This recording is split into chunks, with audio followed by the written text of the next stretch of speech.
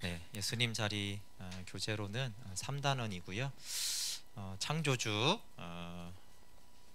3단원 전에 조금 더 하고 3단원 해야겠네요. 네, 그러면 그런 교회 요한복음 17장에서 말하는 것은 생명을 넘어서서 영광을 넘어서서 교회예요. 물론 뭐 어떤 게 우열이 아니 하나의 영광을 보는 게 전부인데, 그런데 그냥 그 영광을 혼자 독차지하고 나는 하나님 알아, 그런 거는 이제 이기적인 것이고요. 그럴 때 정말 그 하나된 그 예수님이 꿈꾸던 그리고 요한복음 5장의 영광스러운 신부를 이루어가는 것, 그런 곳을 향해서 나갈 수밖에 없죠. 또 영광을 받으면 또 하나님 사랑을 전할 수밖에 없고요, 그렇죠? 그래서 그 영광을 본 자들은 다 하나됨으로 가게 되어 있어요. 그래서 하나됨으로 가지 않는다면 영광을 본 게 아니겠죠. 다른 것들을 아마 경험했을 것입니다. 왜 이것이 가능하냐라고 했을 때 아까 골로새 3장에서 봤거든. 위의 것을 찾고 위의 것을 구하라고 했는데, 왜냐하면 너희가 죽었고 너희 옛사람이 죽었고 너희가 예수님 자리에 있고 너희 안에 예수님이 계시다라는 것, 너희의 생명이 예수님 안에서 하나님 안에 감추어져 있다, 너희의 소속이 이미 어디 있는지 하늘에 속했다라는, 그게 이제 가능한 근거와 이유가 되는 것이에요. 우리가 땅에 있는데 하늘에 거하라고 한다라면 그건 불가능한 일이죠. 그런데 우리를 이미 그리스도 안에서 하나님이 십자가와 부활로 이미 그렇게 하신 거예요. 하신 것을 누려라. 네, 하나님 자녀된 거룩한 거, 교회됨 다 하나님이 하신 것이거든요. 근데 우리에게 있는 것은 믿고 누리고 순종하는 영역이 이제 우리에게 있는 것이죠.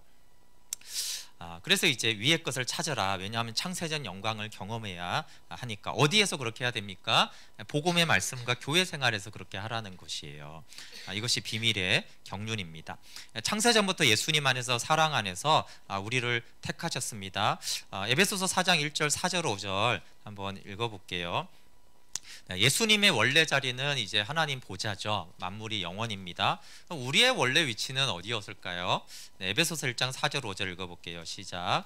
곧 창세전에 그리스도 안에서 우리를 택하사 우리로 사랑 안에서 그 앞에 거룩하고 흠이 없게 하시려고 그 기쁘신 뜻대로 우리를 예정하사 예수 그리스도로 말미암아 자기 아들들이 되게 하셨으니. 네, 창세전에 그리스도 안에서 이미 우리를 택하셨어요. 그러니까 창세전에 우리가 그리스도 안에 택함 받았죠. 뭐 이걸 좀 표현할 때 그리스도 안에 있었다 이러면 좀 이게 좀 오해의 여지가 있지만, 하나님 사실 택하시면 그곳에 있는 것과 같은 것이죠. 그분은 시공간을 초월하시니까. 그러니까 가만히 생각해 보면 나는 원래 땅에 속한 자인데 이렇게 생각할 수 있지만, 내가 창세전에 이미 나를 택하신 하나님, 그렇죠? 이미 원래 내 자리는 여기에서 출발이 됐던 거예요. 근데 물론 아담의 후손으로 태어났기 때문에 내가 여기서 살아가지만, 내가 거듭나서 예수님 안에서 보좌에 있는 것은 원래 자리로 돌아가 내가 있어야 할 그곳에 있게 된 것이죠. 그러니까 이것이 우선 내가 감히 거기서 있을 수 없는데 그게 아닌 것이고, 창세전부터 그리스도 안에서 우리를 택하시고 그리스도 안에서 이미 하나님의 아들들이 되게 하셨어요. 그렇죠? 그러니까 원래 이 자리에 내가 있도록 그렇게 하나님 안에서는 창세전부터 있었구나. 그런데 이제 타락이 있었고 죄가 있어서 내가 이 땅에 경험한 것은 땅에 얽매인 것이지만, 하나님 원래 창세전부터 택하시고 있게 하신 그 자리에 원래 그 위치에 있게 된 것이죠. 마치 뭐 예를 들어서 뭐 자식을 잃어버렸다 생각했죠. 또 원래 내 자식인데 잊어버렸다가 다시 찾으면 그 아이 입장에서는 굉장히 평생을 이제 부모 없이 살았으니까 어색하지만 사실 원래 자리로 돌아온 것이잖아요, 그렇죠? 그래서 예수님은 당연히 여기가 원래 자리시고, 근데 우리도 생각해 보면 이 계획이 창세전에 시작되었기 때문에, 타락 이전에 시작이 되기 때문에 내가 원래부터 여기 있도록 주님은 계획하시고 택하시고 부르셨구나라는 것을 우리가 알 수가 있어요. 그리고 그 주님은 제가 이렇게 그렸지만 우주를 주님 안에 한 부분에 불과할 만큼 그분은 광대하시고 크기 때문에 그 진리를 알면 그리스도 밖에 사는 것이 더 어렵죠. 그 진리를 모르고 예수님을, 이 갈릴리를 지나다신 조그만하신 성육신 예수님으로 알면 그분 안에 사는 게 좀 힘들잖아요. 그렇죠? 주님은 요만하고 우주는 이만한데 내가 확률적으로 여기가 크잖아요. 근데 이 예수님 원래 자리를 알고 원래 내가 어디 있도록 택함 받았고 부름 받았고 창조가 되었는가를 알면, 그리스도 안에가 어마어마한 크기고 원래 나는 거기서 택함 받고 거기서 하나님의 자녀로 택정함을 입어서 그렇게 이제 내가 지음 받았는데, 다윗도 그러잖아요. 내가 못해서 형질이 지어지기 전에 주님이 나를 아시고 보셨고 기록하셨다라고. 그렇죠? 그럼 그곳이 원래 내 자리라는 거예요. 그러면 원래 이게 뚱땅스러운 소리가 아니라 하나님 편에서는 원래 우리가 여기 있는 게 정상인 거예요. 예, 그래서 관점이 달라지는 게 이상해요. 우리가 이 땅에서 봤을 때 여기가 있을 수 있을 것 같긴 한데, 바울이 그랬고 하나님 말씀하니까 그냥 특이하게 있을 수 있는 특별한 사람만의 자리가 아닌가 싶지만, 하나님은 여기서 시작하셨고 여기서 우리를 택하시고 여기서 우리를 자녀로 이미 부르셨기 때문에 타락은 했지만 너희가 원래 내가 아들을 통해 십자가의 복음으로 다시 여기 있게 하는 게 뭐가 이상하냐, 그게 정상이지. 그리고 내 아들이 뭐 만물이 우주가 다 내 아들 안에 있는데 네가 내 아들 안에 있는 것이 그럼 마땅하지. 그럼 어디 있는 게 정상이냐. 네, 이게 하늘의 복음은, 하나님의 관점은 그렇게 시작이 돼요. 그래서 우리가 하늘의 복음은 하나님의 관점에서 보는 것이거든요. 예수님의 믿음이죠. 그러면 이것이 너무나 마땅히 내가 있어야 마땅한 자리고, 주님이 십자가와 부활로 그걸 다 이루셨는데 그럼 마땅히 누려야 하는 것이 아닌가라는 그 믿음에서 시작을 해야 됩니다. 쉽다는 얘기를 하는 게 아니에요. 뒤에 좀 왜 그게 어려운지도 우리가 다룰 거기 때문에. 그리고 하나님의 경륜이 이제 창세 전이 원래 여기서 택했고요. 그 다음에 창조에서 당연히 하나님의 경륜의 모형과 그림자를 나타내시죠. 그게 이제 아담과 하와예요.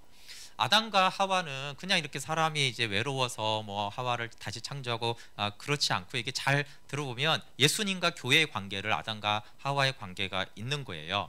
그래서 아담이 이제 혼자 있었잖아요, 그렇죠? 아담이 혼자 지원받았잖아요. 근데 아담만 창조했는데 자세히 보면 아담 안에 이미 하와가 있었어요. 그래서 이제 나중에 어쨌든 돕는 자를 만들 일을 하고 어떻게 해요? 잠들게 하고 어디서 하와를 만들어요? 갈비뼈를, 그러니까 아담 안에서 하와를 꺼내죠. 그리고 하나님이 이렇게 빚으시죠. 네. 그래서 그렇게 아담은 혼자인데 아담 안에 있는 하와를 꺼내셔서 하나님이 하와를 만드시고, 그 다음에 어떻게 해요? 그럼 이제 하나가 둘이 됐죠?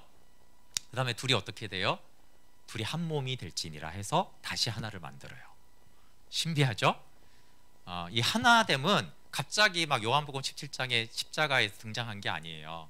원래 창세전부터 성부, 성자, 성령 하나님은 하나시죠.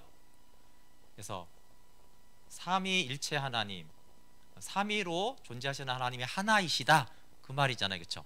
그렇게 존재하셨던 창세전의 하나님이 창조를 시작하자마자 하이라이트는 아담이 있었잖아요, 그렇죠?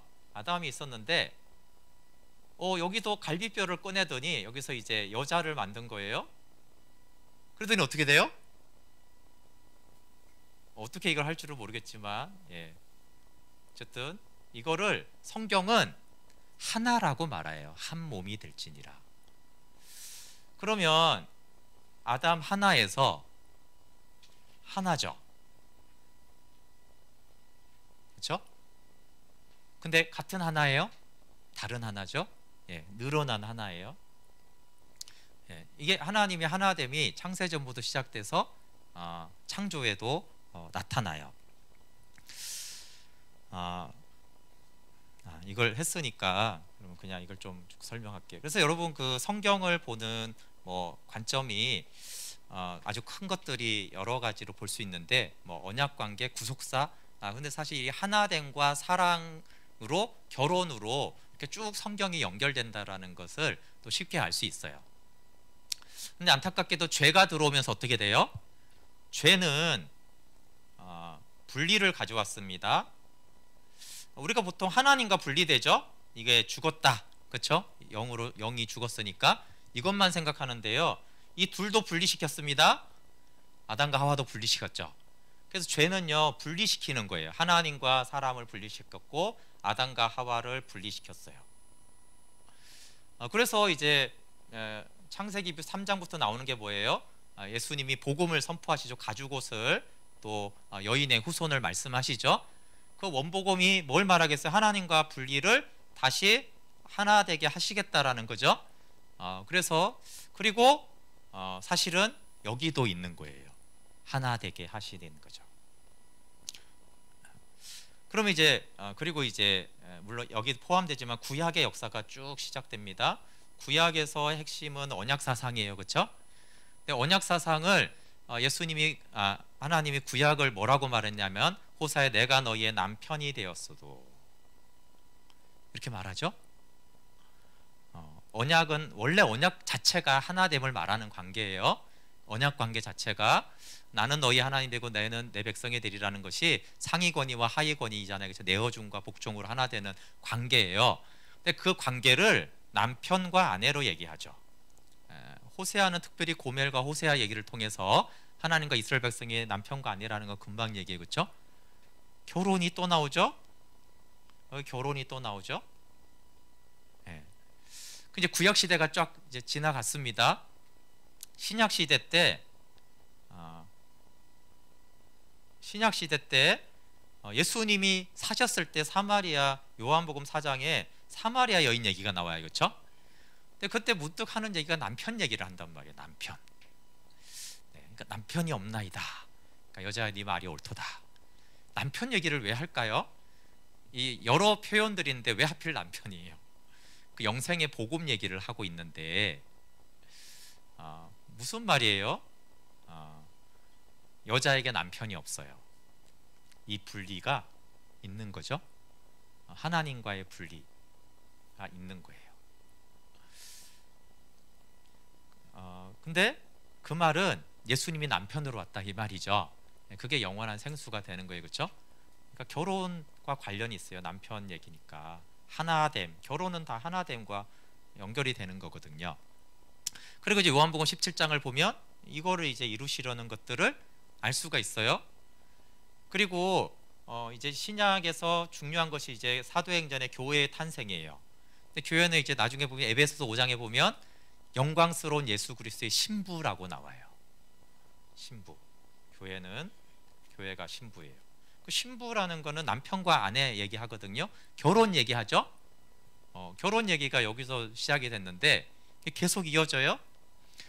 그리고 역사의 마지막에 하이라이트, 구속사의 마지막의 영광은 계시록에 나오죠. 여러분 19장부터 계시록 쭉 22장까지 보시면 이게 다 결혼 얘기라는 걸 알 수 있어요. 계시록 19장에 어린 양의 혼인잔치가 시작이 됩니다. 나중에 계시록을 볼 거예요. 결혼 얘기죠, 결혼 얘기. 네. 그런데 이것이 이제 예수님이 이 신약 시대 때 예수님 혼자였어요. 여기 아담이 혼자였듯이 마지막 아담으로 예수님이 오셨잖아요. 마지막 아담으로 오신 예수 그리스도 혼자. 그런데 예수님 안에 누가 있었어요? 보세요. 아담 안에 하와가 있었죠. 하와는 없는데 하와가 그 안에 있었어요. 이해 가시죠? 예수님 안에 교회가 있었던 거예요. 교회가 없는데 교회가 있었어요. 그래서 아담이 잠들었죠. 잠자는 게 의미가 뭐예요? 죽음을 사실은 예표하는 거예요. 예수님이 죽으셨죠. 그리고 그분이 허리를 이렇게 찌르잖아요, 성경에. 그 허리에서 피와 물을 다 쏟으시죠. 그 피로 뭘 샀어요? 교회를 사셨어요. 그래서 예수님의 허리에서 피로 사실 거기에 교회가 이제 갈비뼈처럼 나온 거예요. 그 당연히 성령이 그곳에 오셔서 오순절 날에 교회가 탄생하죠. 근데 이 교회를 건물이나 조직이라고 말하지 않고 예수님의 신부라고 불러요. 그리고 이 신약에 탄생한 신부는 계시록에서 결혼을 합니다. 여기는 이제 더 처치가 되겠죠.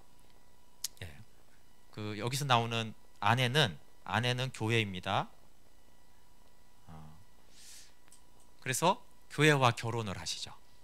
에베소서 5장의 말씀대로 신부된 교회와 신랑된 예수 그리스도가 그 비밀이 큰데 결혼으로 끝납니다. 그러면 예수님과 교회가 결혼을 하잖아요. 그럼 어떻게 돼요? 늘어난 하나가 되는 거예요. 그러면 이게 이제 이렇게 뭐 가시화하는 건 참 위험한 일입니다. 전혀 삼위일체 하나님은 이러지 않아요. 근데 어쨌든 그 성부 하나님의 영광으로 충만하지만 성삼위 하나님의 하나됨은 어떠한 그 영광과 사랑이 확장되는 게 맞아요, 그렇죠? 예, 그렇죠.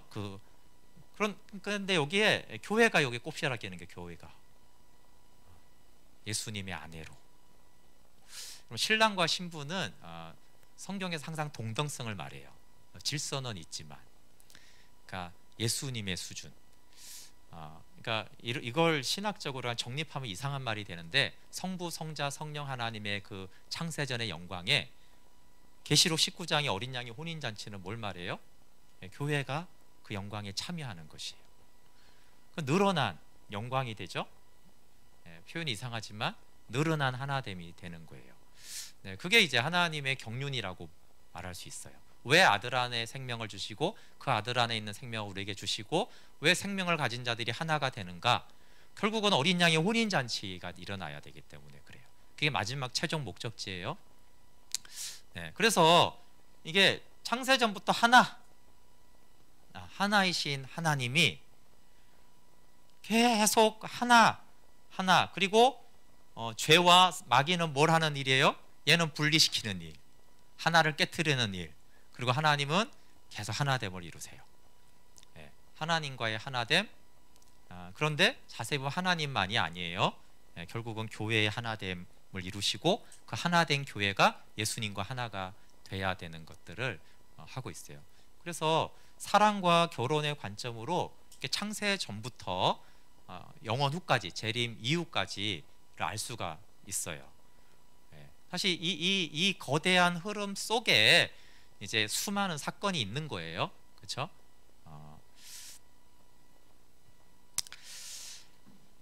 그래서 아담과 하와를 하나 되게 하신 하나님은 다시 니네들끼리 잘 먹고 잘 살아라 그렇게 말하는 게 아니고요. 아담과 하와는 그리스도와 교회의 예표기 때문에 그래요.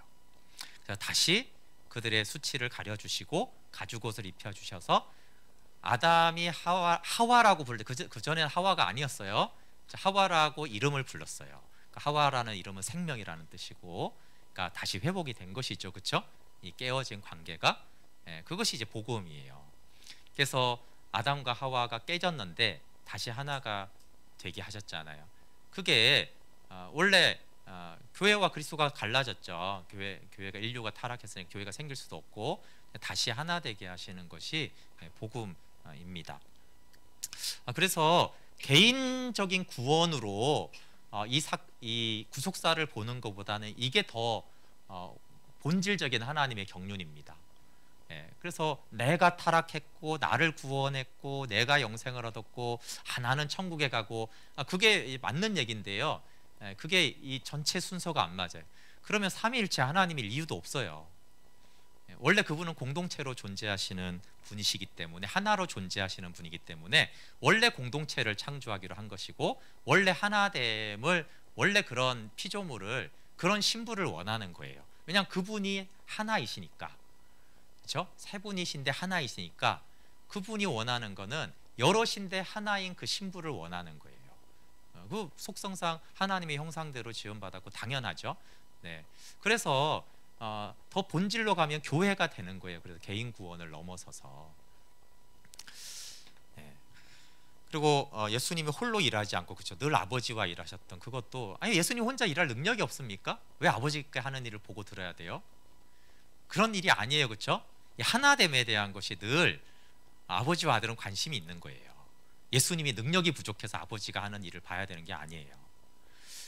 그 교회를 왜 하나 잡고 되라고 하는지, 왜 사랑하라고 하는지에 대해서 하나님의 관점을 우리가 분명하게 알 수 있어요. 근데 이기심이 있으면 이게 참 이해하기가 어려운 문제지만, 아까 말한 대로 하나님 편에서, 하나님 쪽에서 보면 하나님이 원하는 건 하나된 교회지, 각자 지체들이 충만하게 돌아다니는 것이 아닌 것은 금방 알 수가 있습니다. 창세전에 예정되었던 우리가 이제 십자가로 나타났잖아요. 그래서 창세전 하나님의 영광에 우리 교회를 참여시켰어요. 그래서 복음의 결론은 이 영광에 참여하는 것입니다. 그래서 요한일서에 그 영적인 자녀들은 아버지를 안다 그랬잖아요, 그렇죠?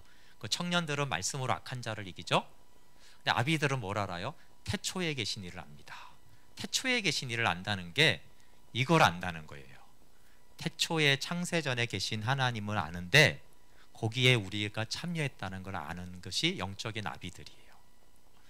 그러니까 이제 신앙이 자란다는 의미는 그게 교회가 보이고 창세전에 그 하나님을 알아서 거기에서 예수님 자리에 나와 교회가 있구나, 그걸 알고 누리는 게 이제 영적인 나비인 거예요.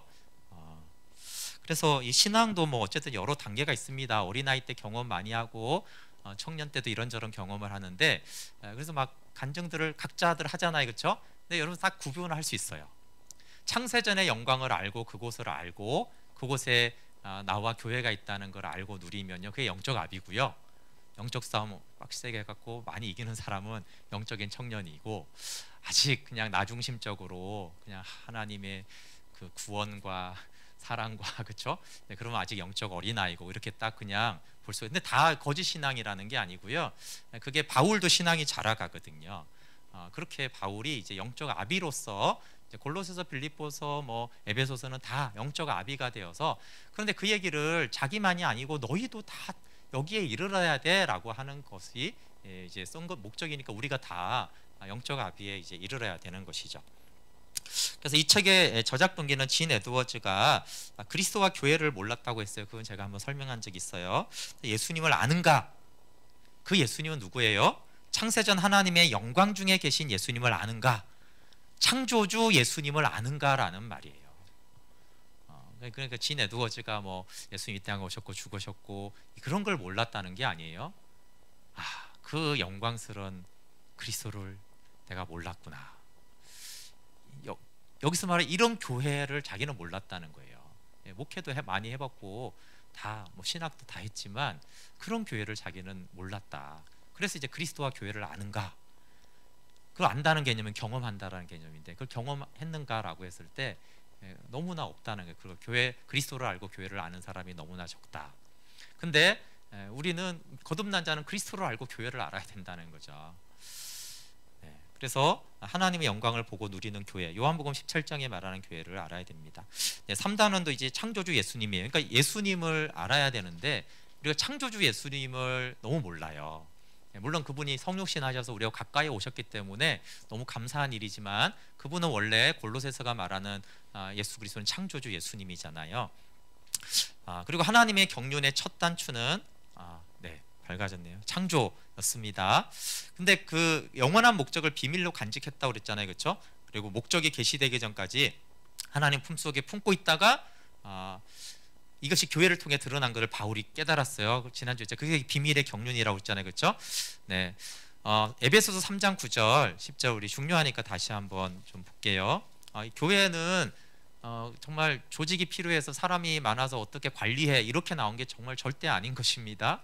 이게 창세전에 시작이 되었다라는 걸 이해해야 돼요. 에베소서 3장 9절 10절 읽어볼게요. 시작. 영원부터 만물을 창조하신 하나님 속에 감추었던 비밀의 경륜이 어떠한 것을 드러내게 하려 하심이라.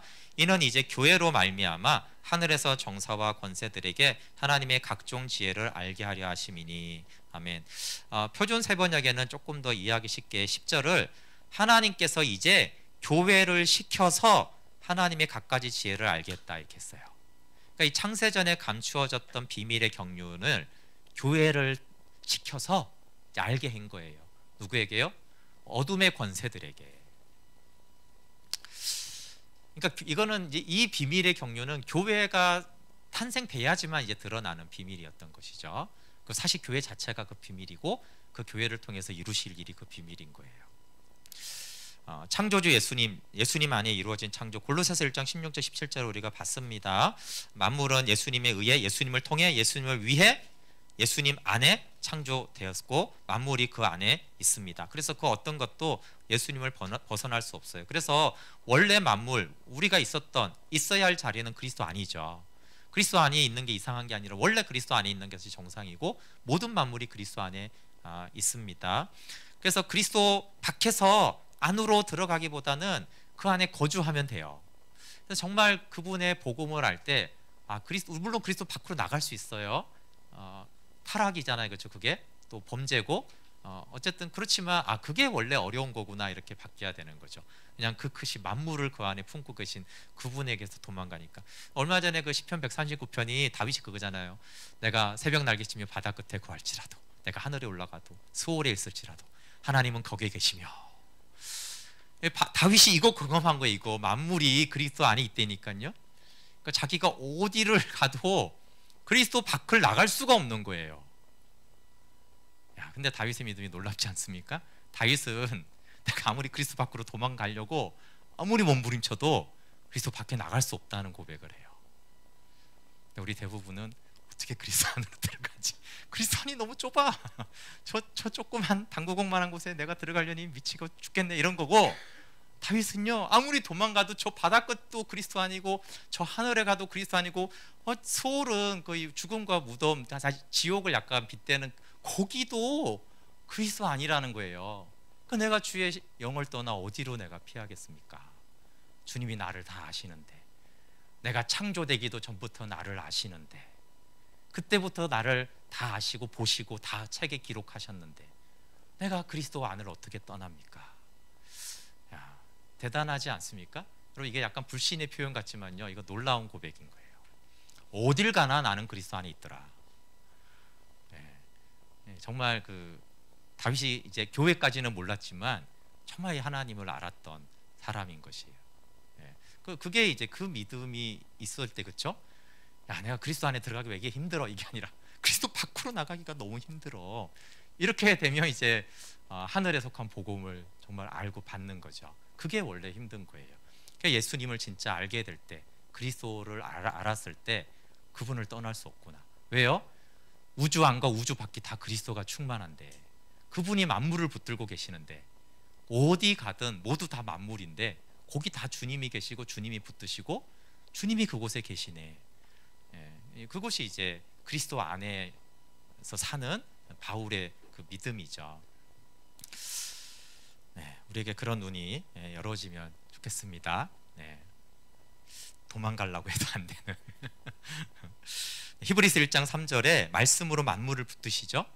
만물은 정말 모든 것이에요. 모든 걸 다 주님이 붙드시는데, 그럼 나를 붙드는 건 너무나 자녀를 붙드는 것은 너무너무 당연한 것이죠. 만물의 질서가 말씀으로 유지됩니다. 만물이 예수님 안에 있으므로 예수님을 떠나서는 아무것도 성립되지 않습니다. 그래서 나도 예수님 떠나면 헛되고 만물이 예수님 떠나면 헛되죠. 왜냐하면 예수님을 위해 창조됐으니까. 예수님을 위해서 하지 않는 그 모든 것들은 다 헛된 것이 된 것입니다. 그래서 하나님 편에서 보는 복음을 보아야 합니다. 너무 중요합니다. 땅의 복음이 있기 때문에 그래요. 땅의 복음, 나 중심의 복음을 말합니다. 이렇게 생각하는, 만물이 나를 위해 창조되었다고 생각하는 거예요. 이게 처음 믿을 때, 영적인 어린아이 때는 아멘이고 맞습니다. 그래서 만물을 볼 때 다 자기를 위해 했다고 생각해요. 근데 더 정확히 말하면 예수님을 위해서 창조되었다고 성경은 분명히 말하죠. 그 예수님이 나를 위해 십자가에 죽었다고 생각해요. 맞는 말이죠. 근데 그게 뒤바뀌어야 돼요. 예수님은 예수님을 위해서 십자가에서 죽으셨다. 왜? 교회를, 신부를 얻으려고. 예수님은 목적이 있었던 거예요. 그래서 나를 위한 창조, 십자가, 교회는 1차적으로 맞는 말이에요. 근데 그건 영적인 어린아이 때 그렇고, 이제 이게 점점 알아보면 그걸 넘어가죠. 그래서 예수님을 위해서 창조가 되었구나. 골로새서 바울이 고백하는 게 그래요. 이게 예수님을 위해 만물이 창조되었구나. 그걸 알게 된 거예요.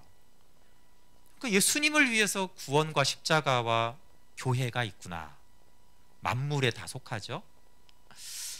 하나님의 경륜으로 창세전에서 보게 되면은 모든 것이 예수님을 위해 존재하게 돼요. 그래서 하나님 쪽에서 보는 복음을 모르면 사실 로드십과 순종이 안 되죠. 나를 위한 십자가인데 왜 내가 예수님께 순종해야 돼요? 계속 나를 위해, 예수님이 나를 위해 일하셔야지 왜 내가 예수님께 순종하냐고요.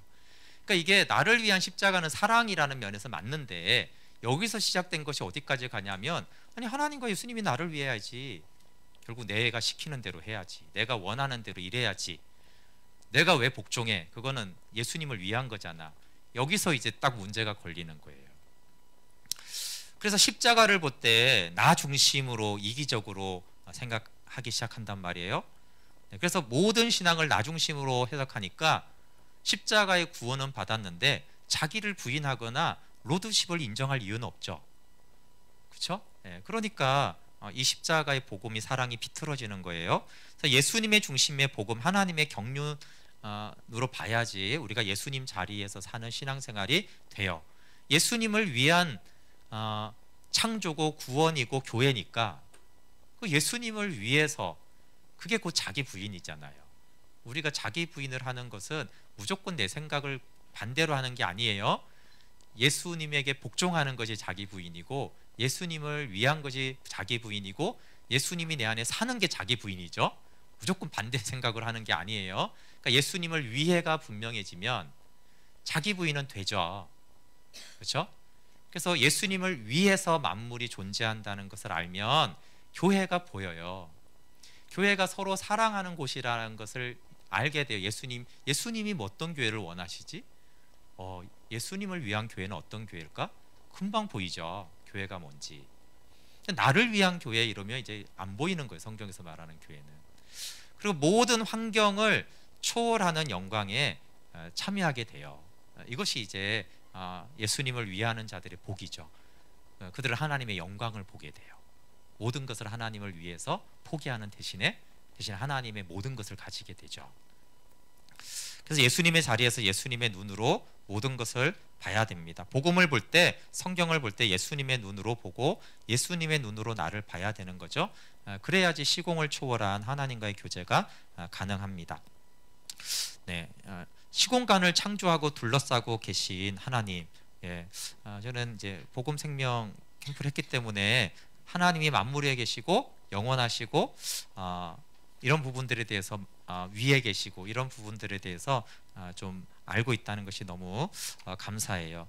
조금 더 이제 그런 부분을 설명할 수 있는 것이 교재가 있으신 분은 41페이지고요. 일단은 우리가 알아야 될 게 하나님에게는 시공간이 없다라는 것을 우리가 잘 이해해야 돼요. 그렇죠? 네. 시간은 물체가 생기니까 있는 거예요. 당연히 공간도 물체가 있으니까 공간이 있는 거죠. 그래서 하나님에게는 시공간이 없습니다. 그리고 물질이 없으면 시간 개념이 존재하지가 않습니다. 그래서 하나님이 시공간을 초월하신다라는 것을 알아야 되죠.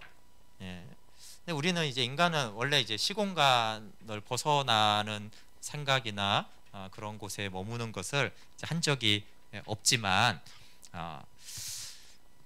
근데 제일 넓은 범위는요 보이지 않는 것들이에요. 그리고 더 안에 보이는 이제 우주가 있죠. 그리고 지구가 있고 사람이 있어요. 사람을 창조했고 그 다음에 이제 우리가 있습니다. 그리고 하나님은 여기에 여기는 시공간이 없어요. 시공간을 초월한 곳이죠. 그래서 이렇게 하나님이 뭐 우주를 보든 여기를 보든 하나님이 창조와 종말을 하나님은 그냥 한 번에 보시는 거예요. 시간이 없기 때문에 그렇습니다. 그래서 시공간을 초월하는 하나님은 만물의 창조와 끝을 동시에 보시고 동시에 그곳에 존재합니다. 그것을 계시록에는 알파와 오메가라고 그래요. 나는 알파와 오메가다. 시작과 끝이다. 그럼 인간의 시간 개념으로 들어오면 어떻게 돼요? 나는 알파였고 시작이었고, 그렇죠? 오메가일 것이다. 이렇게 돼야 되죠? 둘 다 현재형입니다. 나는 알파요, 오메가다. 그렇죠? 현재 시작이고 그리고 현재 마침이다. 그거 이제 하나님이 시간을 초월해 계신다라는 말을 하는 거예요. 그래서 하나님은 물론 이게 뭐 종말을 다른데 볼 때 하나님 마음이에요. 근데 하나님은 시작과 종말이 동일한 것으로 동시에 볼 수 있는 하나님이시고 그게 어떠한 제약도 받지 않으시죠. 그러면 만물 위에만 계십니까? 만물 안에서 만물을 붙드시고 계시죠? 네, 인간의 삶을 다가오시고 우리 안에도 거하시죠? 네, 그 예수님의 자리는 사실은 제가 보좌 우편이라고 그렸지만 이 모든 곳이 다 하나님이 거하시는 곳이고 만물이 요 보이지 않는 세계까지 포함해서 다 그리스도 안에 있는 거예요. 예, 그러니까 그리스도가 어마어마한 분이시죠. 그래서 시간상으로 만약에 이렇게 직선으로 놨을 때 뭐 창조가 있고 타락이 있고 구약이 있고 십자가 있고 교회가 있고 어린 양의 혼인잔치가 있잖아요. 그렇죠? 종말이 있잖아요. 이것을 하나님은 다 한눈에 동시에 보십니다. 그래서 초월의 하나님을 아는 것이 원래 창조주 하나님을 아는 것이에요. 그게 창조주 하나님이라는 거예요. 창조주 그리스도가 원래 그런 분이세요. 그래서 영원에서 보면 동시에 모두 벌어진 사건으로도 볼 수 있습니다.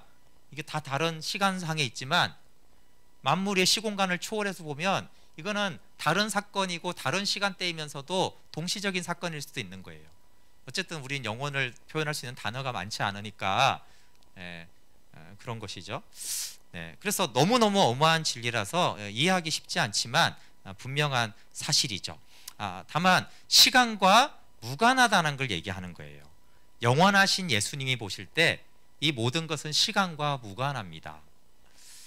그것은 예수님 안에서는 그렇다라는 것이에요. 그래서 에베소서 1장 4절에 창세 전에 우리를 택하셨다라는 개념을 창조주 예수님 안에서 이해해야 돼요.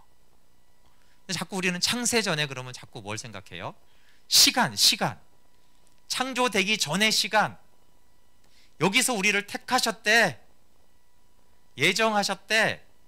이게 이제 우리의 IQ 수준이에요. 그러니까 자꾸 이제 오해가 생기는 거예요. 창조하기 전에 지옥 갈 자와 천국 갈 자를 이미 정해 놓으셨대. 그러니까 영원을 모르는 얘기죠. 시간이 없을 때 했다니까요. 근데 자꾸 시간이 없을 때 예정하시고 택하신 거를 자꾸 시간으로 말하기 시작하니까 이게 말이 돼요? 말이 안 되잖아요. 예. 그래서 바울이 말하는 것은 그 시간을 말하는 것이 아닙니다. 그건 인간의 관점이죠. 인간의 시간 개념으로 생각을 하니까 그런 예정론이 나오는 것이에요.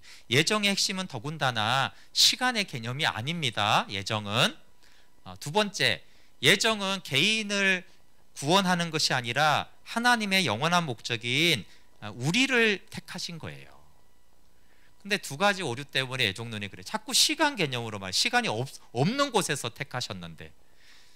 두 번째, 우리를 택했다니까요. 아들들을 택했는데 자꾸 나를 택했냐 너를 택했냐라고 자꾸 질문을 하니까 두 가지 핀트가 어긋나죠. 네, 그러니까 바울이 말하는 의미는 모르고 이거 바울은 감격스러워서 말하는데 우리는 이거 갖고 막 논쟁하고 싸워요. 시험 들고 막.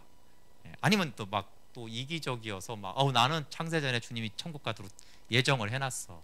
이러고 또 교만하고 그런 얘기가 아니에요. 이게 하나님의 영광을 위해서 예정을 말하는 거예요.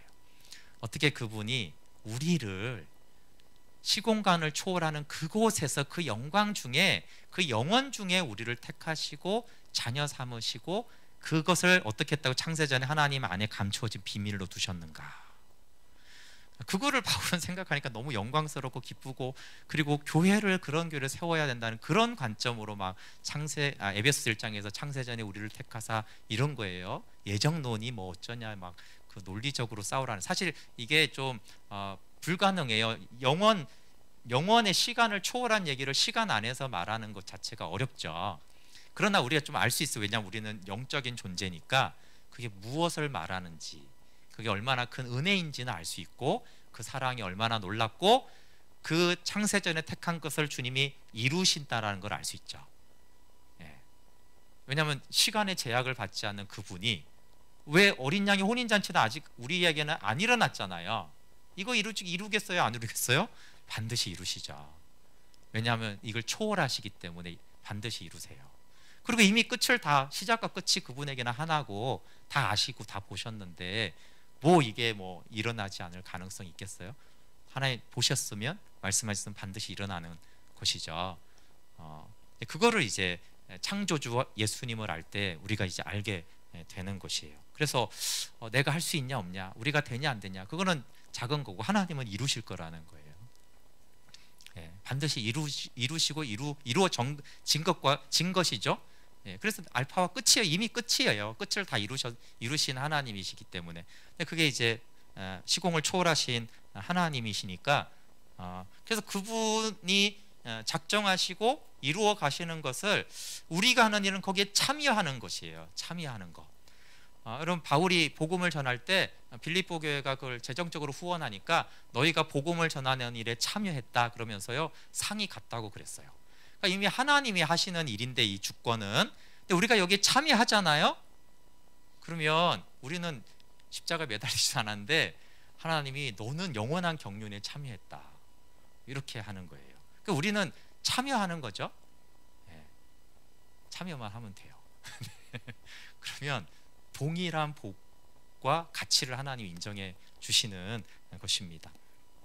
네, 하나님의 영원한 목적과 구원을, 이거 어스틴 스팍스라는 사람의 얘기인데 조금 이제 부족해서 제가 좀 더 이렇게 설명을 하면, 어쨌든 이게 참 중요합니다. 우리가 하나님이 이제 1번 창조를 시작했잖아요. 근데 하나님이 아무 생각 없이 창조한 것이 아니라 창세 전에 그 하나님 약속하시고 또 그 안에 감추어진 비밀의 경륜이 있었다고 했잖아요, 그렇죠? 그러니까 그걸 가지고 창조를 한 거예요. 그러니까 창조가 끝이면 안 되죠. 에덴 동산은 그래서 목적지가 아니에요. 그래서 에덴으로 돌아가는 게 아닙니다. 네, 에덴을 만들려고 하나님이 창세전부터 그 안에 비밀의 경륜을 감춘 것이 아니니까 그래요. 요거는 첫 단추를 낀 거예요. 시작을 하신 거죠. 여기 영원한 목적이 있어요. 여기 영원한 목적이 있는 거죠. 하나님의 경륜이 이루어지는 곳이 있어요. 그래서 이제 창조에서 저쪽으로 가라고 이제 출발을 했어요, 그렇죠?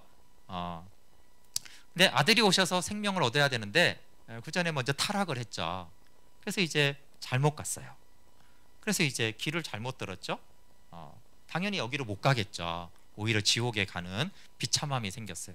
그래서 예수님이 하나님이 아들을 보내셔서 말씀을 통해, 복음을 통해서 다시 돌아가게 하셨어요. 복음을 듣고 깨닫고 회개하고 생명을 얻는 은혜까지 있어서 4번으로 왔어요. 2번과 4번은 다릅니다. 이 길에 있지만 여기서는 이제 생명을 얻었잖아요, 그렇죠? 여기 아담은 타락하기 전이지만 아들의 생명은 없었어요. 차이점은 분명히 있어요. 그럼에도 불구하고 여기 4번이 목적지가 아니라는 거예요.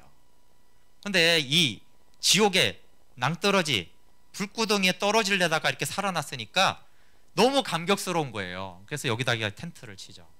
텐트를 딱 치고 계속 간증하면서 감격하면서 거기에 있는 거예요. 근데 물론 이 생명 주시려는 것도 창조의 목적이 아주 중요한 핵심적인 한 가지 이유가 됩니다. 근데 하나님 속에 감추어졌던 비밀이 또 하나가 뭐라고 그랬어요? 이들의 거주지인 혼인잔치인 예수님의 신부가 돼야 돼요. 이게 영원한 목적의 5번이에요. 그러니까 생명을 얻은 자들은 일로 가야죠.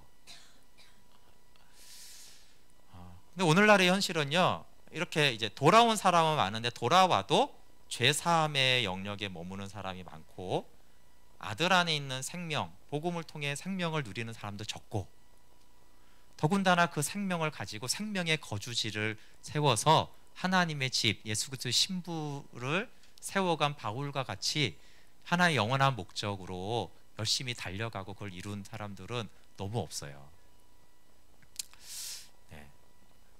그리고 이걸 설명한 어스틴 스팍스가 그랬어요. 이 제자 훈련하는 많은 사람들이 여기에 있는 사람들에게 복음이 필요하다고 이제 그래요. 여기에 있는 사람들에게는 이제 여기로 더 이상 이제 복음을 들었으니까 뭐 율법이 필요하다, 교육이 필요하다, 뭐 사회 봉사가 필요하다 이런데 그렇지 않습니다. 여기에서 복음이 필요합니다. 네. 그래서 사람들은 복음을 자꾸 불신자에게 필요하다고 생각해요. 불신자에게 복음이 절대적으로 필요하죠? 그럼 성경을 보세요. 복음이 주로 누구에게 선포됐는가? 바울은요, 다 교회에다가 복음을 전한 거예요. 교회. 왜요? 교회가 복음이 선포돼야 돼요. 어떤 복음이요? 죄사함 얻는 복음? 아니요, 이제 교회에 믿으면 죄사함은 받았죠. 물론 정죄함 받지 말라고 이런 것도 필요하지만 하늘에 속한 복음을 계속 선포해서 생명을 누리고 하나님의 영원한 목적인 예수 그리스도의 신부된 영광스러운 교회가 돼야 되기 때문에 계속 복음을 선포하는 거예요. 꽤 괜찮은 교회에도 바울이 계속 복음을 전합니다. 이미 골로새 교회는 완전하진 않지만 꽤 훌륭한 교회였어요. 또 복음을 전하죠. 하늘에 속한 복음을 계속 전하는 거예요. 그리스도가 누군지를 알려주고 어떻게 우리가 일으킴을 받았는지 다 복음이잖아요, 그렇죠? 네, 그래서 교회의 복음이 됐다라고 하는 거는 정말 무식한 거예요. 이건 죄 사함으로 이제 복음을 이해하기 때문에 그런 거예요. 너무나 초보적이죠. 영적인 어린아이, 아기, 하나님을 아버지라고 불렀어. 끝. 영적인 청년도 모르고 아비도 모르고 영원한 목적도 창세전도 모르고 그냥 지옥 안 가고 천당 가게 됐대. 이러면 이제 복음이 더 필요 없어요, 그렇죠? 그것도 제대로 믿었는지는 아무도 모르지만 어쨌거나 그게 제대로 믿었다면 천당은 가겠죠. 네, 근데 바울이 내용을 보세요. 요한복음 다 보세요. 죄사함 얘기 별로 안 합니다, 여러분. 죄사함이 분명히 있죠. 근데 더 많은, 왜 교회에다가 전한 복음이기 때문에 죄사함보다는 생명과 이 영원한 비밀의 경륜에 대한 얘기를 하는 거예요.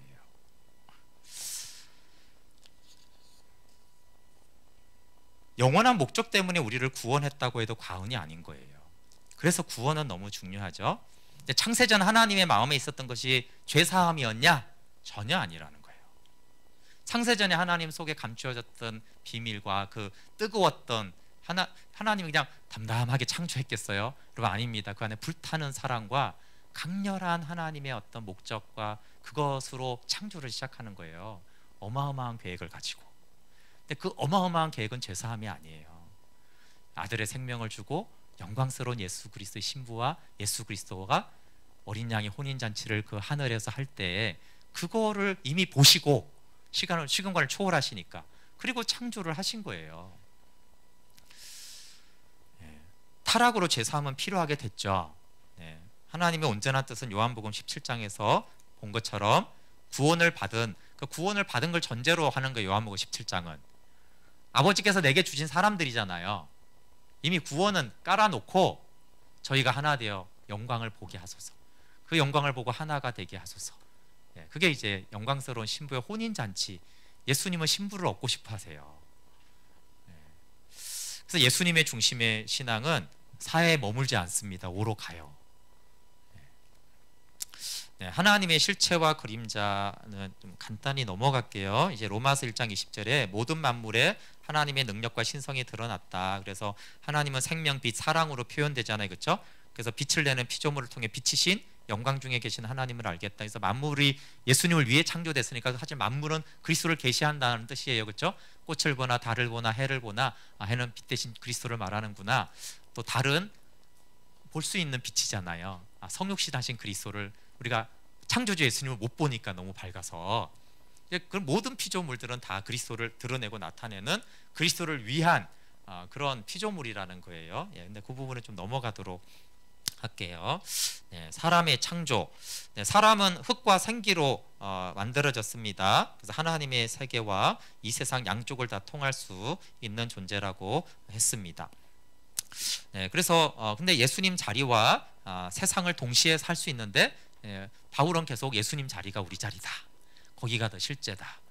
그걸 알라고 하는 거고, 완전한 사랑으로 연합하려면 사랑이, 자발적인 사랑이 필요하다고 그랬어요. 사실 자발적인 사랑을 나중에 이 나오면서 주발적인 사랑이어야 된다고 그러는데 더 정확한 그 표현은 이해가세요? 주발적, 주님으로 인하여 발생하는 사랑이어야 된다, 그런 뜻이에요. 이제 편의상 사랑으로 한다는 의미에서 연합에는 사랑이 필요하죠. 이 선악지식은 지난주에 설명했어요. 왜 선악지식을 줬느냐? 사랑 때문이고, 하나님의 관심은 아까 결혼 얘기 쭉 봤죠. 하나됨, 그건 다 사랑 얘기잖아요.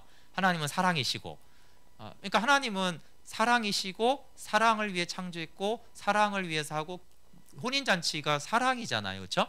그러니까 사랑은 선택이, 자유의지가 있어야 되는 것이죠.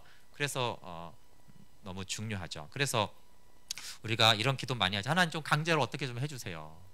하나님 강제로 안 하세요. 왜냐하면 강제로 처음부터 안 하셔서 그래요. 왜? 하나님은 사랑에 관심이 있지 결과에 관심이 있잖아요. 하나님이 강제로 우리를 강력한 믿음을 일으켜서 강제로 우리 생각을 다 뜯어 고쳐서 그렇게 이루는 게 하나님께 아무 의미가 없어요. 우리는 의미가 있죠, 그렇죠? 하나님 아무 의미. 그래서 하나님 강제로 어떤 일도 하지 않으세요. 그냥 사랑을 그리고 말씀을 주시고 우리가 사랑으로 반응하길 원하시죠. 네, 그래서 가끔 그런 얘기예요. 우리가 너무 힘들고 안 되고 절망하면 하나님 어떻게 좀 강제로 해보세요. 제 마음을 강제로 바꾸라니까 제 동의 없이 근데 동의 없이 안 하세요. 그게 타락해도 내버려 둘 만큼 하나님은 사랑이 중요했던 거예요. 네, 아들을 십자가에 못 박을 만큼 그렇게 안 했는데 뭐 우리 강제로 마음 바꿔서 뭐 시키려고 우주를 뜯어 먹을 것도 아니고 그렇죠? 기껏 강제해봐야 몇 사람 전도하고 뭐 그런 걸 위해서 강제로 하지 않으시죠. 그러니까 하나님의 최대의 관심은 사랑입니다. 그래서 거듭난 우리가 가장 해야 될 것은 예수님을 사랑하는 것이죠. 하나님이 근데 원하는 사랑의 수준이 있어요. 그것은 창세전의 사랑의 교제를 원하는 거예요. 하나님의 사랑의 수준은 교회하고 결혼하는 거예요. 하나됨의 사랑을 하고 싶은 것이에요. 하나됨이 아닌 사랑도 많잖아, 인간 편에서는. 근데 그런 사랑은 하나님 편에서 봤을 때는 그건 사랑이 아닌 거죠.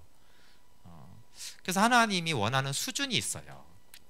연합되는 사랑, 하나 되는 사랑, 결혼하는 사랑, 언약 관계를 맺는 사랑을 줄기차게 원하세요. 그 사랑에 미치지 못하는 것은 우리 편에서는 애썼지만 그건 이제 하나님에게는 다 없는 것과 같아요. 그래서 봉사 자체만으로는 하나님께 아무런 의미가 없습니다. 사랑 때문에 하는 일이 중요하죠. 근데 이제 창조 목적에서 인간이 빗나갔잖아요, 그렇죠? 그래서 하나님은 원래 그렇게 창조했는데 그 창조에서 빗나갔어요. 뭐 타락을 이렇게 단순하기는 힘들지만 그래도 조금 이해하기 쉬운 그림이 몸과 혼과 영으로 우리를 지으신 것이죠. 이 영은 사람의 영이고요. 여기에 하나님의 영이 아들의 생명을 받아야지 되는 목적으로 창조한 거예요, 그렇죠? 근데 이 하나님의 영, 성령님이 오셔서 아들의 생명이 거하기 전에 타락을 했잖아요. 타락은 이 영혼육을 다 타락시켰어요. 그래서 이 몸은 이제 육신이 된 거예요. 육신. 이렇게 동글동글해야 되는데 그렇지 않고 육신이 돼버렸죠. 죄하고 몸이 이렇게 됐어요. 그럼 혼은 어떻게 됐냐면 혼은 이렇게 기형이 된 거예요. 영은 어떻게 됐냐면 죽었다라고 했을 때 영이 없는 게 아닙니다. 영이 마치 없는 것처럼 모든 기능을 상실했어요. 존재는 하는데 없는 것과 똑같은 상태가 된 거예요. 그래서 이제 하나님의 영이 거주할 수 없는 상태가 된 것이죠. 이것이 이제 타락의 결과입니다. 그래서 영이 죽었다라는 거죠. 타락했을 때 먼저 요 상태를 말합니다. 혼과 육신은 변형은 됐지만 존재는 몸은 존재는 합니다. 근데 이제 영이 죽었으니까 그리고 이제 영 안에 예수님이 들어오는 것이 살아나는 것이죠. 몸은 물질 세계와 교통하는데 육신이 됐어요. 육신이라는 것은 몸이 죄와 결합한 상태, 오염된 상태, 그렇게 말할 수 있어요. 육신이 그냥 몸이라고 할 때는 죄와 상관없죠. 그리고 혼의 지정의가 있잖아요, 그렇죠? 이 지정의가 이제 오염이 됐죠. 원래는 영이 혼에게 말하면 혼이 이제 몸을 통해서 뭔가를 하는 그런 구조로 인간이 창조됐단 말이에요. 당연히 영에 예수 그리스도가 하나님의 영이 왕으로 거하시면 이제 하나님의 통치가 그렇죠? 영의 생각을 따라서 혼이 따르고 몸이 그렇게 살아가는 그렇게 원래 창조돼서 온 만물을 다스리고 온 만물을 충만하게 하는 존재로 우리를 지으셨어요. 근데 이제 지정의가 이제 타락하면서 여기 혼에서 자아라는 것이 형성이 됩니다. 자아를 좀 뭐 이렇게 설명하기가 쉽지는 않은데 성경적으로는 이제 영이 죽으니까 영이 할 일까지 추측해서 혼이 하는 것을 자아라고 볼 수 있어요. 원래 혼이 할 일이 있는데 그 이상의 것을 해야 됐어요. 마치 이제 소년 소녀 가장과 똑같습니다. 원래 부모님이 있고 큰 아이가 있고 동생이 있으면 큰 아이가 할 일은 부모 아래서 부모가 어떤 큰 걸 결정해주고 하면 물론 자기가 독립적으로 하는 것도 있지만 어쨌든 부모 아래에서 해야 되는 거예요, 그렇죠? 동생도 놀아줄 수도 있고. 근데 영이 죽은 거는 영이 부모와 같은 역할을 했거든요. 모든 걸 여기서 결정하고 여기서 시작이 돼요. 근데 영이 죽었어. 그러니까 부모님이 돌아가셨어요. 그러면 이제 제일 큰 아이가 어떻게 해야 돼요? 부모 역할까지 해야 돼요. 물론 형과 누나이고 어린아이인데도 그럼 어떻게 돼요? 이 아이가 부모 일이 감당이 안 되는데 그걸 해야 되잖아요. 근데 영이 없으니까 그럴 수밖에 없죠. 혼도 타락했지만 그러면서 이제 이 성경에서 부정적으로 말하는 자아라는 것이 형성이 돼요. 그래서 이 자아는 영이 해야 될 일을 계속 하고 있는 것을 자아라고 생각하면 돼요. 그래서 혼이 다 잘못됐냐 그런 건 아니에요. 우리가 생각하고 느끼는 게 다 죄냐 그것이 아니라 원래 혼이 하는 일도 하고, 그렇죠? 그 부모가 돌아가셨어도 형이 하는 일을 계속 하긴 하잖아요, 그렇죠? 그러니까 그거는 원래 정상인 건데 영이 해야 될 일을 이제 혼이 하는 거예요. 그것이 이제 자아라고 하고, 그 자아는 이제 하나님 노릇을 추구하게 되어 있어요. 죄로 향하게 되어 있어요. 감당이 안 되죠. 여러분, 그래서 소년 소녀 가장이 책임감도 많고 수고하고 무거운 짐이 생기죠, 당연히. 그리고 불안해요, 부모가 없으니까 항상. 그래서 예수님이 수고하고 무거운 짐진 자들아 다 내게로 오라고 한 거예요. 부모 역할까지 하고 있는. 그래서 고난이 많은 사람을 얘기하는 게 아니에요. 영의 일까지 하고 있는 자들아 다 내게로 와라. 내가 너희를 쉬게 하리라.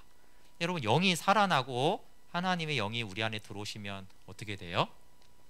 가장 많은 사람이 정상적으로 예수를 만났으면요, 평안해집니다. 부모님이 돌아오면요, 일단 무슨 사건 이전에 마음 편안해요. 소녀 가장이 죽었는 줄 알았는데 다시 돌아오셨어. 일단 마음이 평안하죠. 수고하고 무거운 짐이 없어요. 뭐 해야 될 공부가 없고 그런 게 없어졌다는 게 아니에요. 부모님이 오셨어. 부모님이 계셔. 그게 이제 평안을 누리는 거예요. 내가 너에게 평안을 주노니, 예수님이 그렇게 말씀을. 그게 이제 영으로 살아난 자는 평안이 있어요. 세상을 이기는 평안이 있죠. 문제가 있지만 부모님이 알아서 하실 거야 라는, 세상에 계신 주님이 이기셨어. 그러니까 평안이 있는 것입니다. 그래서 영이 재활동을 시작하면 항상 평안합니다. 근데 거듭난 후에도 영이 재활동을 못하면 불안해요. 혼이 육에, 근데 이제 혼은 뭐 여기만 이렇게 문제가 생긴 게 아니라 원래 혼이 몸을 지배해야 되거든요.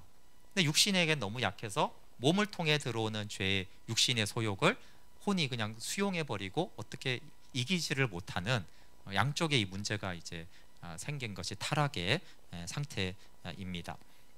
그래서 하나님은 이게 이제 너무나 이 상태가 되었으니까 영원한 목적을 잠시 중단하고 구원의 길을 여셨죠. 타락하지 않았다면 바로 이제 영원한 목적으로 갔겠지만요.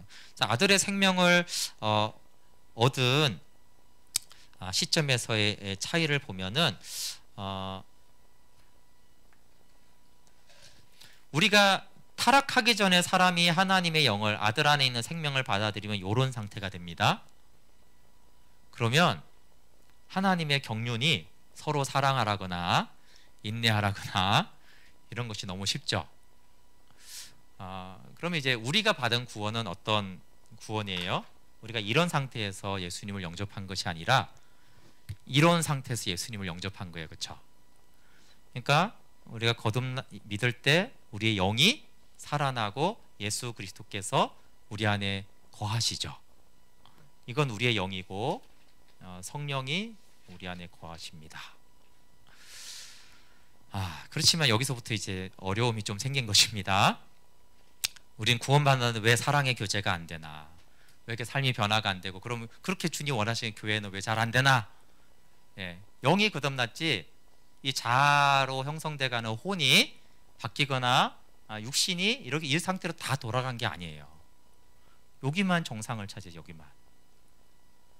어쨌든 이게 거듭난 거고 살아난 것이에요, 그렇죠? 그래서 혼과 육신이 여전히 기형이기 때문에 우리는 사랑하거나 용납하거나 하나 되거나 하는 것이 그렇게 쉽지 않습니다. 근데 이제 문제가 뭐예요? 그렇다고 해서 안 되는 게 아니라 자꾸 혼으로 하나님을 알려고 한다거나 육신의 소욕에 자꾸 넘어질 때 그 잘 안 되는 거죠. 그래서 영으로 하나님을 아는 것이 필요한 것이고, 씨와 토양이 이제 제가 중요하다고 했는데, 이 씨가 분명해도요, 이 혼과 이 육신을 가지고는 홀로 신앙으로는 영광을 보기가 힘들어요. 그래서 교회가 필요한 것이죠. 두 가지, 이 거듭난 것을 너무 작게 보는 것이 이제 정말 복음을 오해하게 하는 문제고요. 이건 어마어마한, 아까 우리 예수님 자리에 거하게 한 놀라운 일이에요. 근데 또 하나 우리가 간과하는 게, 이 혼과 육신의 변형의 타락이 얼마나 심각한지를 또 잘 모르는 경우가 있어요. 이 타락은 심각하고 이 거듭남은 놀라운 것이에요. 이 두 가지를 동시에 이해를 해야 됩니다. 근데 이걸 너무 혼과 자아와 육신의 문제를 너무 쉽게 생각하면은, 거듭났고 복음으로 주님이 십자가에 다 이루고 우리가 하나님 자녀가 됐는데 이제 뭐가 문제가 있어? 나는 다 성경대로 살 수 있어. 착각입니다. 착각이에요. 그런데 이 혼이 얼마나 심각하게 비틀어졌고 육신이 얼마나 심각하게 오염되어 있는지를 잘 모르기 때문에 그래요. 그래서 성경은 성경대로 해야 돼요. 성경대로. 성경은요, 둘 다를 강조합니다. 이 타락이 엄청난 타락이다. 이 구원은 어마어마한 은총과 생명이다. 이 두 가지를 다 말하고 있어요. 두 가지를 다 잘 이해해야 돼요. 그러니까 그 두 가지를 다 잘 이해했을 때 여기서 교회라는 곳이 자연스럽게 나올 수밖에 없어요. 이 놀라운 생명이 놀랍지만 교회가 반드시 있어야 되는구나. 그럴 때 또 이 심각한 혼과 육신의 문제가 처리될 수 있다는 걸 알아야 돼요. 사실 동시적입니다. 복음은 십자가에서 자아가 죽고 성령을 쫓아 행하는 것이죠. 그래서 이걸 해결하기 위해서 완전한 복음, 하늘에 속한 복음을 통해 생명으로 나가야 돼요. 죄에 대해서 장애 판정을 순종하고 몸을 의의 지체로 드려야 되죠. 그러니까 쭉 복음에 대해서. 그래서 이 상태이기 때문에 이 교회의 핵심 가치가 있는 거예요. 복음이 분명해야 됩니다. 하늘에 속한 복음이 주님으로 충분해야 돼요. 그러면 복음이면 다 되겠네. 그렇지 않다는 거예요. 이게 이쪽에 심각하다니까 이게 너무너무 심각하게 타락돼 있어요. 그래서 복음을 통해 생명으로 나가야 돼요. 매일 그 복음을 새롭게 하며 주님의 생명 주심을, 이미 받은 그 생명을 약동하게 하고 그 생명이 자라고 활동하도록 해야 된단 말이에요. 그럼 그것으로 충분한가? 아니라고요. 교회를 이루어야 돼요. 생명의 거주지, 씨가 토양을 만나야 되는 것이죠. 그러면 이 세 가지가 만나잖아요. 그러면 아들의 생명을 충만히 누립니다. 이 상태와 거의 비슷한 상태가 돼요. 세 가지가 있을 때. 이런 상태로 거듭났으면 교회 없어도 저는 뭐 잘 삽니다, 이렇게 할 수 있을 거예요. 이 상태로는 쉽지 않습니다. 그래서 막 복음을 알고 감격하는 사람들이 이게 얼마나 심각한지를 모르고 다 되는 줄 알아요. 만만하지 않습니다. 그래서 이 복음 생명 교회가 여기까지 와야지 영광스러운 복음이라고 선언하면서 생명이 약동하는 삶을 살아갈 수가 있고 음부의 권세를 깨트릴 수가 있는 거예요. 그래서 교회가 제도화되고 종교화되면 이 영의 생활을 방해합니다. 그래서 사단의 계략은 사자 같은 성도를 철장 안에 가두는 거예요. 동물원 안에 있는 사자를 생각해 보세요. 생명은 사자인데 철장 안에 갇혀 있잖아요. 그러니까 교회를 어떤 세속화와 조직화와 전통화를 만들어 버리면, 우리가 그래서 사자의 생명을 가졌어요. 근데 우리는 우리 안에 갇혀 있어요. 뭘 하겠어요? 그럼 사자가 사자처럼 살기 위해서 어떻게 해야 돼요? 사자를 따로 훈련시켜야 되나요? 아닙니다, 여러분. 사자를 사자되게 하는 건 정글에 풀어놓으면 돼요. 시간은 걸리지만 정글에 풀어놓으면 알아서 동물 잡아먹고요. 예, 왕이 됩니다. 성도는 정글이 필요한 거예요. 성도의 영이 교회를 통해서 자유케 되면 마귀를 잡아먹습니다. 이거는 생명의 본질이 그래요. 로드십 때 기억나세요? 생명의 1차, 1, 2 하나님의 생명, 이 천사의 생명, 사람의 생명. 근데 우리가 거듭나면 하나님의 생명을 가지잖아요. 이 생명 자체가 마귀와 원수들을 잡아먹게 돼 있어요. 근데 문제는 철장에 갇혀있는 사자는 아무도 못 잡아먹어요. 그러니까 교회가 정글 같아야 된다라는 거예요. 그 말은 그 생명, 하나님의 생명을 마음껏 발휘하고 약동하고 뛰어다니고 할 수 있는 그런 곳이 이제 교회가 되어질 때 그냥 성도들은 살아납니다. 그냥 세상을 이기게 되고 원수와 이런 것들에 대해서 뭐 누가 가르쳐 주지 않아도 그 생명만 약동하게 하는 것이 중요해요. 근데 이게 정말 어려운 거죠. 그래서 신분을 인식하는 복음과 정글, 내가 사자인 줄 알고 사자가 뛰놀 수 있는 정글이 둘 다 필요한 거예요. 그러니까 씨와 토양처럼 사자의 생명은 정글이 필요한 거예요. 그럼 저절로 생명의 삶이 되죠. 예수님의 생명을 마음껏 나누고 먹고 누릴 수 있는 정글과 같은 교회를 세워가는 것이 그래서 너무 중요합니다. 그러면 이런 장벽을 걷더니 뛰어넘을 수 있어요. 네. 사람을 통한 하나님의 계획인데 영원한 목적에 대해서 먼저 좀 살펴볼게요. 하나님의 영원한 목적이 그럼 5번으로 가야 되는데 뭔가 창세전 아버지와 아들이 교제했잖아요. 내어준과 복종으로 하나 된 사랑의 교제를 했어요. 근데 제가 아까 좀 설명을 했는데 이미 가족을 확대해서 더 큰 가족을 이루고 싶었어요. 영광이신 하나님이 더 늘어난 영광을 하고 싶었죠. 그래서 창세기 2장 아까 아담 혼자였는데 혼자가 아담과 하와가 됐다가 다시 한 몸이 되죠. 네, 그게 이제 늘어난 하나인 것이에요. 똑같은 하나이지만 분량이 다르잖아요. 그리고 또 하나가 되더니 이제 아이를 낳자. 계속 늘어나는 가족. 가족은 원래 하나입니다. 하나인 가족이 늘어난 가족이 되는 것이에요. 그것이 이제 하나님의 계획을 볼 수 있어요. 생육하고 번성하라는 것도 마찬가지죠. 그래서 최종적으로 아버지와 아들이 하나이고 그 성령님은 당연히 함께 있죠.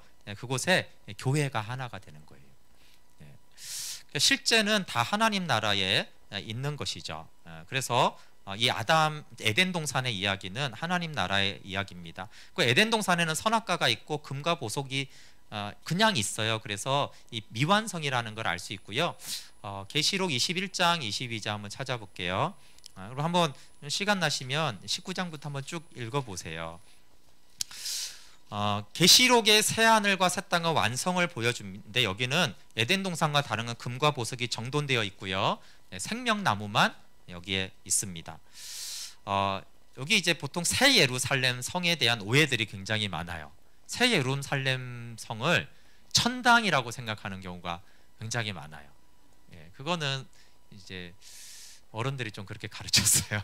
근데 성경을 자세히 보지 않아서 그래요. 여러분 계시록 21장 9절 10절 한번 읽어볼게요.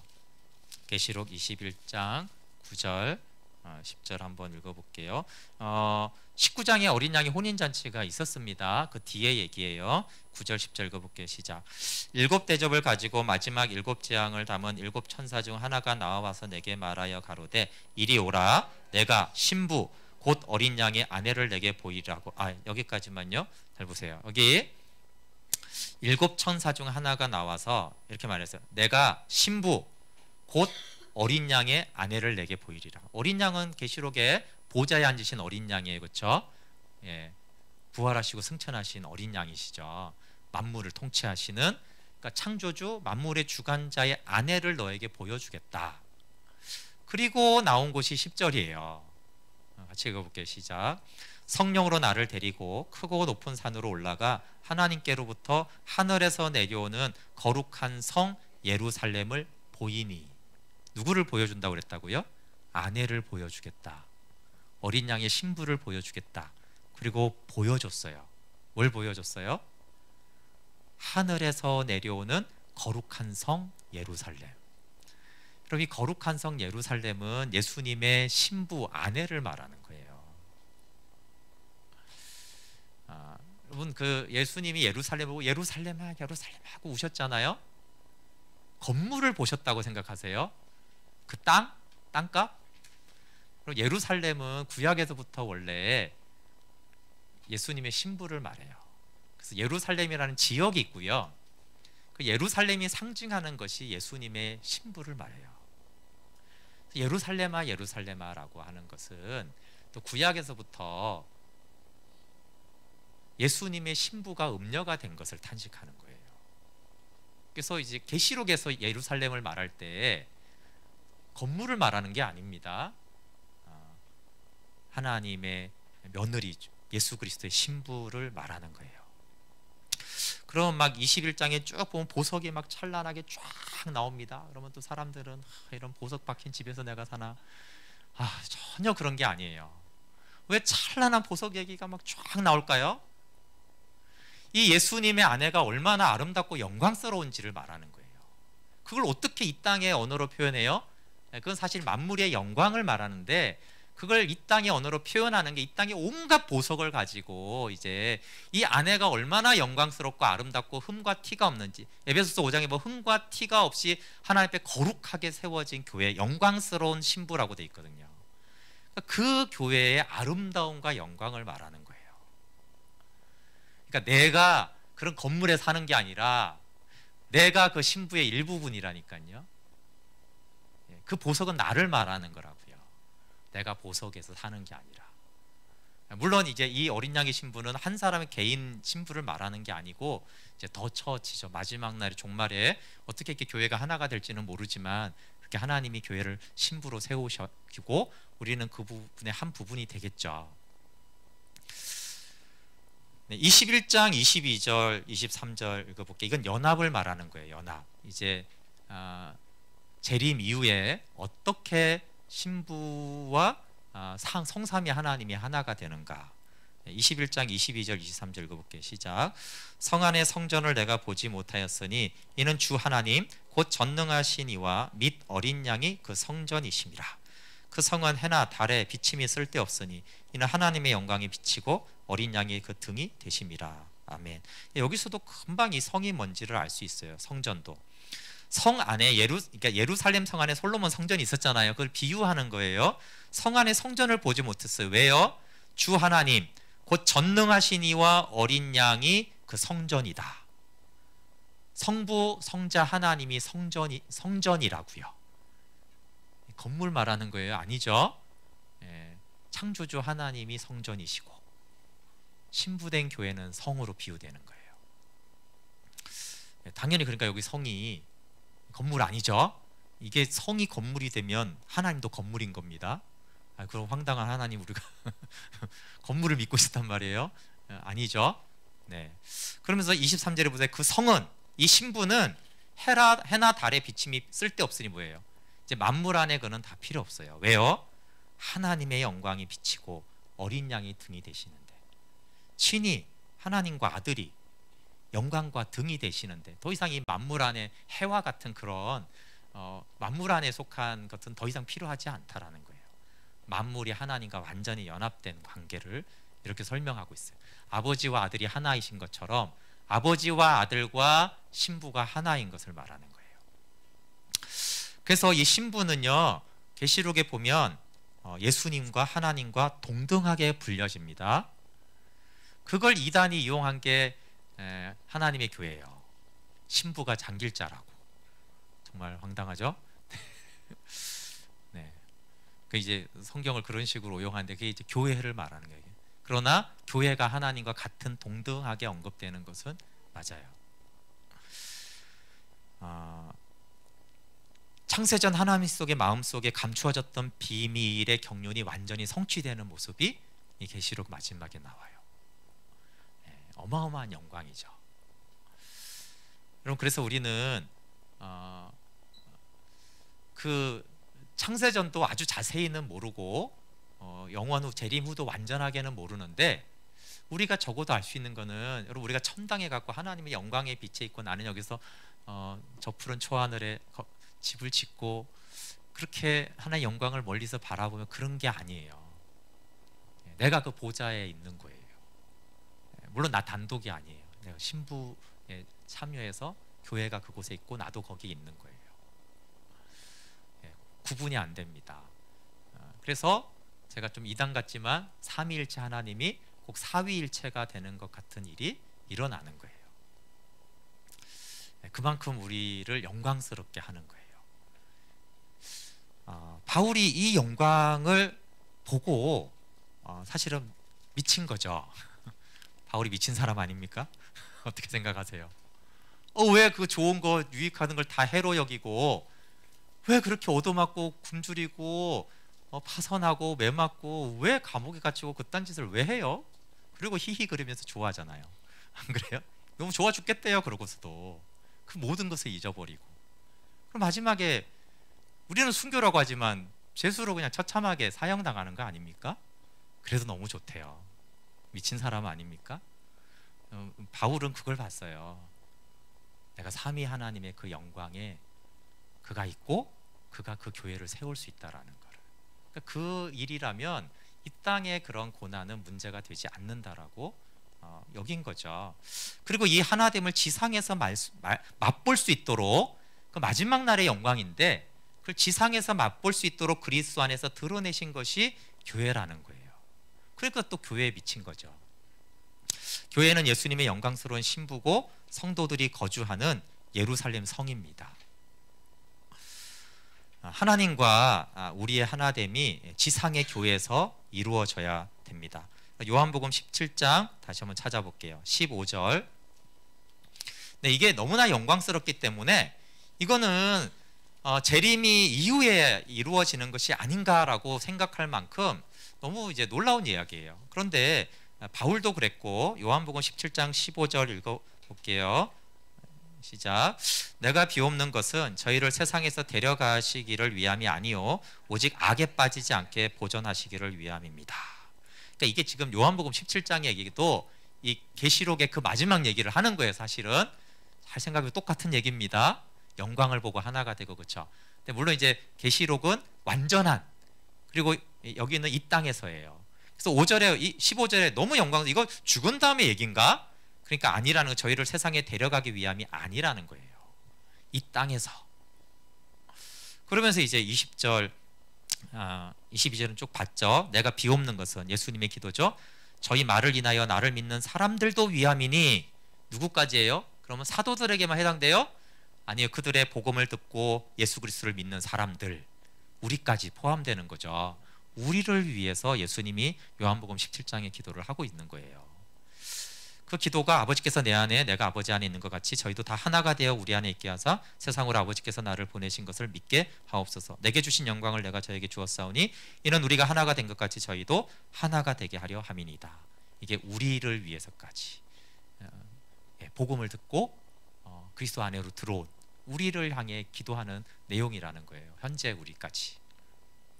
네, 에베소서 5장 22절 찾아볼게요. 네, 에베소서 5장 22절부터 30절도 뭐 이렇게 다 결혼식에서만 들을 수 있는. 근데 이것도 좀 오해입니다. 틀린 건 아닌데 에베소서는 전부 다 교회라고 그랬어요, 그렇죠? 교회 얘기, 그리스도와 교회의 관계입니다. 에베소서 5장 22절부터 30절 읽어볼게요. 시작. 아내들이여 자기 남편에게 복종하기를 주께 하듯 하라. 이는 남편이 아내의 머리됨이 그리스도께서 교회의 머리됨과 같음이니 그가 친히 몸의 구주시니라. 그러나 교회가 그리스도에게 하듯 아내들도 범사에 그 남편에게 복종할지니라. 남편들아 아내 사랑하기를 그리스도께서 교회를 사랑하시고 위하여 자신을 주신 같이 하라. 이는 곧 물로 씻어 말씀으로 깨끗하게 하사 거룩하게 하시고 자기 앞에 영광스러운 교회로 세우사 티나 주름 잡힌 것이나 이런 것들이 없이 거룩하고 흠이 없게 하려 하심이니라. 이와 같이 남편들도 자기 아내 사랑하기를 제 몸같이 할지니 자기 아내를 사랑하는 자는 자기를 사랑하는 것이라. 누구든지 언제든지 제 육체를 미워하지 않고 오직 양육하여 보호하기를 그리스도께서 교회를 보양함과 같이 하나니 우리는 그 몸의 지체임이니라. 아멘. 네, 여러분 저는 이 예수님 자리를 듣기 전에 이 본문을 교회로 설교하는 걸 들어본 적이 없어요. 항상 결혼식 가면 이걸로 설교를 하는 거예요. 근데 참 그러니까 이제 우리가 얼마나 내중심적으로 이렇게 성경들을 보는지 모릅니다. 31절, 32절 읽어볼게요. 31절, 32절 시작. 이러므로 사람이 부모를 떠나 그 아내와 합하여 그 둘이 한 육체가 될지니 이 비밀이 크도다. 내가 그리스도와 교회에 대하여 말하노라. 아니, 주제를 직접 밝히고 있잖아요. 지금 주제가 뭐예요? 그리스도와 교회 얘기를 나는 하고 있다는 거예요. 그리스도와 교회 얘기. 근데 이걸 그리스도와 교회 얘기로 안 본다니까요. 많은 사람들이. 남편들은 아내들은 이렇게 해야 되고, 아내들은 남편들이 이렇게 하지. 이렇게만 보지 이게 그리스도와 교회로 안 보여요. 아니, 이게 직접적으로 돼 있잖아요. 직접적으로. 나는 그리스도와 교회 관계를 얘기하는 거야. 이 비밀이 커요. 어떤 비밀이 커요? 그리스도와 교회의 관계가 커요. 어떤 관계요? 남편과 아내의 관계라는 거예요. 그러니까 계시록에 봤죠? 그 남편과 아내의 관계, 어린 양의 혼인잔치가 돼서 하나가 되는데 그 이 비밀이 크도다, 메가다 이런 뜻이에요. 우리가 메간톤급 그러잖아요. 이 비밀은 메가톤급이야 이렇게 말하는 거예요. 그러면서 뭘 다시 인용합니까? 사람이 부모를 떠나 그 아내와 합하여 그들이 한 육체가 될지니. 창세기 2장 24절이 인용하죠. 갑자기 아담과 하와 얘기를 왜 하는 거예요? 아담과 하와가 그리스도와 교회 얘기였다는 거예요. 아까 제가 설명한 게 우긴 게 아닌 거예요. 우리 아담과 하와 그 왜 그렇게 앉아 있다가 잠들고 갈빗배에서 하와 나오고 다시 둘이 하나가 되라고 했어? 그게 그리스도와 교회 얘기야. 그거는 창조의 시작부터 하나님이 그걸 계시하시고 계셨던 거야. 그러니까 이제 바울은 뭐 창세전부터 창조부터 막 언약부터 쫙 깨트려지면서, 그렇죠? 이 마지막 날에 그 어린 양의 혼인 잔치를 바라보면서 미친 거죠. 이 비밀이 너무 크니까. 그리고 교회를 어떻게 소개합니까? 쭉 아내와 남편 얘기를 하면서 자기 앞에 영광스러운 교회로 세우사 거룩하고 흠이 없게 하려 하시려고. 그게 어린 양의 혼인잔치에 참여하는 신부의, 그가 세마포 옷을 아름답게 입었거든요. 19장 계시록에. 그게 예수님과 결혼하기에 합당한 신부다라는 거예요. 그 앞에 바벨론이 나오죠. 음녀, 그렇죠? 완전 반대 개념인 거. 신부와 반대는 음녀고 신부가 나오는 거예요.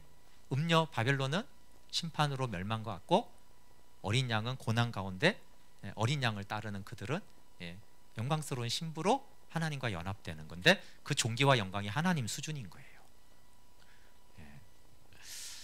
그리고 33절에 아내들 남편들도 이렇게 해라 이렇게 부가적으로 나옵니다. 그러니까 이걸로 남편 아내 설교를 해도 돼요. 근데 그거는 부주제, 두 번째 주제다 이렇게 말하는 거예요. 네, 쉬겠습니다. 벌써 2시 26분이 됐네요. 자, 기도하고 쉴게요. 3시. 네, 하나님, 정말 하나님, 바울이 봤던, 요한이 봤던, 사도들이 보았던 이 영광을 저희도 보게 하시고, 이 영광의 복음이 우리 얘기인 것을 보고 누리게 하여 주십시오. 예수님의 이름으로 기도합니다. 아멘. 26분이가